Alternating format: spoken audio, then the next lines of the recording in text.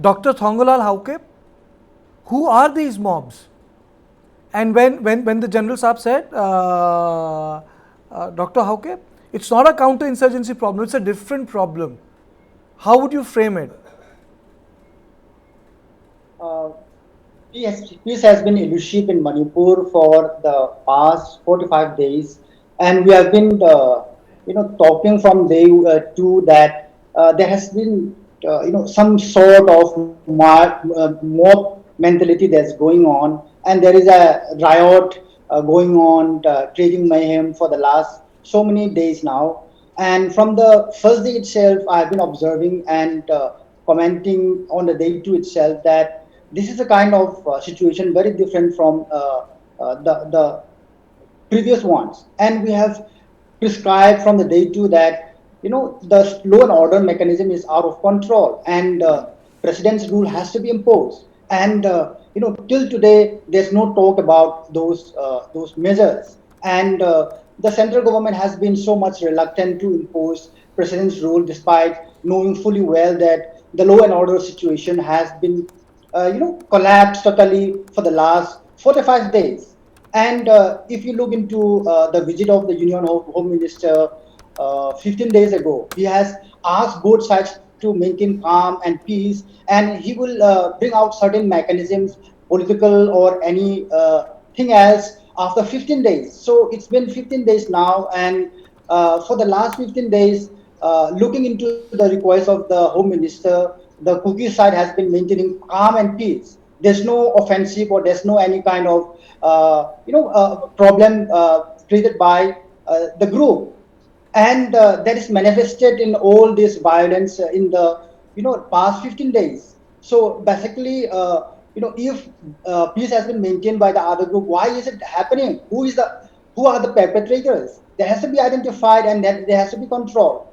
And after 15 days, the Union Home Minister has to come out of his house or visit the state again and talk with people, and what could be the solution that has to be arrived at.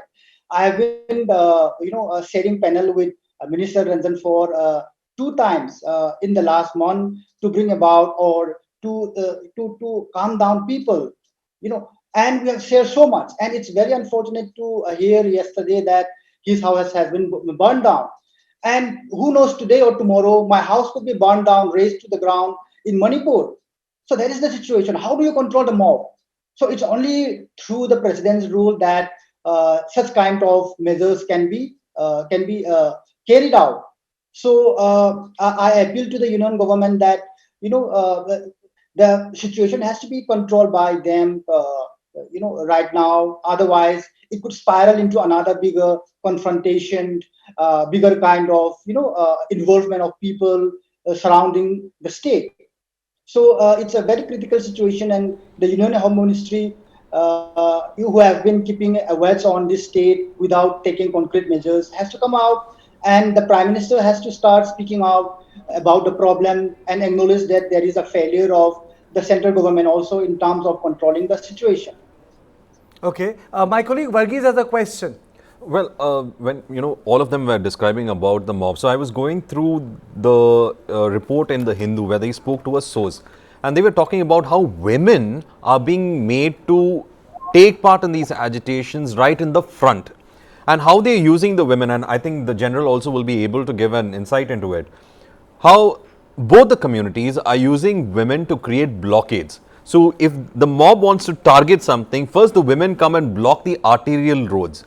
Then the mob targets the village because they are stopping any paramilitary forces or the police from going to the place which is affected.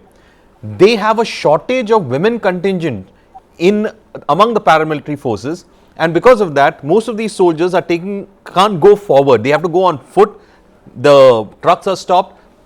They have to circumvent the women and go, because they can't directly engage with them because they don't have women soldiers as much as many contingents that we have. So women are now strategically being used by both the mobs, one in the hills to stop essential supplies to going into the valley, and from the valley to stop any sort of help coming to protect the people in the hills. So it's both ways women are being used as shields right now. This is quite shocking. I think a lot of people are not, especially from our guests, are not actually explaining why women are being put forward as shields in this. Dr. Pauting Haokip, can you take this question? Yeah, so as the situation arises now, the mob mentality is something which is very, very worrying. Now, in my previous question, I asked typical statement, who are these mobs? So in order to understand this mob, please bear me out. I have to go a bit back and then a bit ahead in order to explain this phenomenon. So now currently, unlike in the past, now women folk, especially from the plains and also to and other areas, they are not spared. Everyone has, in a sense, lost their common sense. So now even human common sense or the spirit of humanness is no longer expected in this kind of mob. So now my question is why? Sorry, I'm sorry to interrupt, but I do not believe that this is just a mob. This seems to be a planned way of putting things in place. You have the women put in front, stalling the entire security forces from reaching places that they require to be reaching on time. They are stalled by the women, and then the time taken to stall them is used as an advantage by a large group, like 1,000 group, and then they attack the target that they want to attack. Okay. This is what is happening. Okay, so please continue. Please.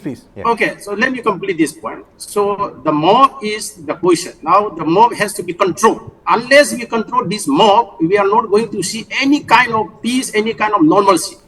So this mob has to be controlled. And we are all aware, I am the first participant of this show, but all of us are aware by now that these mobs, many of them have guns in their hands. So when you have guns in their hands, sophisticated and with full impunity, so they have all the sort of courage to go ahead. And this is a very disturbing situation, and that's why I describe it as a kind of undescribable sin that Manipur has seen in the past. So to bring this thing into perspective, please bear me out for a minute. So Manipur, as we know, has 3 ethnic communities. One is the Meiteis, one is the different Naga tribes, and then we have the different Kuki-Chin groups. So now, for the past many generations, these tribes often had wars among itself, periodical wars are there, and also there was also a war between the Kukis and the Nagas for 3 years. But this war, which we describe is alien to Manipur, it has never happened in the face of Manipur, and this is very disturbing. So Manipur and who are the Manipuris and the Kukis have to be identified. Who are these Manipuris? Who are the Kukis? So many of my colleagues and other academicians have also already narrated. So Manipuri and the Kukis ethno-linguistically, so they have some common ground. So they have a common ground, that means they speak the same sort of what you could Tibeto-Burman language, and within that Kuki and Meiteis belong to some very close group. There was the past kind of linguistic relationship or ethno-linguistic relationship they had. So that was the binding point, and even during historical times, the Kukis and Meiteis has a lot of ties. But in recent past, after especially in the few recent years, after the second installment of this BJP second phase has been installed, there has been an unusual search of what I call this mob. The question there are going to be this mob. So these mob, how do they originate? So these mobs were never there before the few years back. So these mobs suddenly surfaced. So who propagated, who formed this one? These were never questioned. Now these mobs, without any sort of what you call looking back into the history, the ties that people have, and also the kind of economic ties that both the hills and the valley have. So the Manipuris are also equally benefiting from all economic progress, and also the Kukis are also benefiting. So especially in agricultural products, all agricultural products has to be sold to the plain, and then that's how market has been going. Now, despite all these things, this new group which has searched, which people call them by the name Arangboy Tengol or Meitei Lipun, these are what I call warring elements. Now, what is more worrying is that their weapons are in their hands. And now, as of today, the Kukis have been very on the offensive side, not on the offensive side, or they are always on the protective side. They have never gone on offensive side. So these mobs in thousands, they have gone on the offensive side, burning down numbers of hundreds of Kuki villages. So in the process, when a mob of such nature goes in thousands, then casualty also can be very fatal. I'm not even encouraging the fatality. I'm very sad to hear the kind of death on the ground. This is very, very disturbing. We feel so sorry for the loss of life, whether it is the Kukis or the Nagas. But when a mob of this number go on rampage, so the casualty has to be expected, whether on which side, but casualty is a must. So therefore, this mob has to be controlled. Okay. How will this be done militarily? How will be this done politically? Is something that we have to negotiate. Unless this mob is going to be controlled, then the problem of Manipur will never end. And we are going to Okay. see more and more violence in future.